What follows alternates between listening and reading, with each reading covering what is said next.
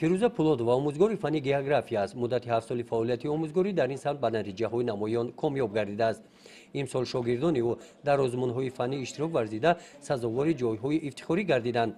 роҳбарияти муассиса муваффақияти шогирдонро натиҷаи меҳнати муаллим медонанд.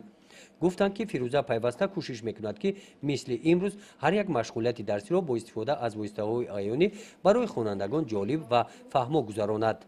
кӯшиш намуда истоданд ки он дастуру ҳидоятҳое ки сарвари давлат назди мо омӯзгорон ба масъулияти баланд гузоштааст, ман ҳаракату кӯшишу талош менамоям ки бо масъулияти баланд онро иҷро намоям.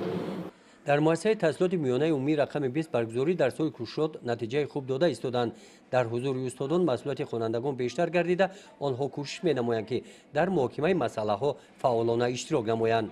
мақсади асосӣ бедор кардани сатҳи сифати дониши хонандагон дар ҳамаи муассисаҳо ҳаст, ки инро нақшаи аввалин чорабиниҳои асосии муассисаҳои таҳсилоти миёнаӣ бо супориш дастурҳои дар паём омада амалӣ иҷро карда истодаем.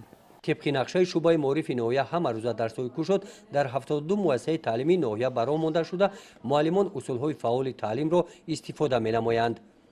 гузориши хоҷа Назриев, Худойназар Зуҳуров аз ноҳияи Восе барои барномаи иттилоотии Навид.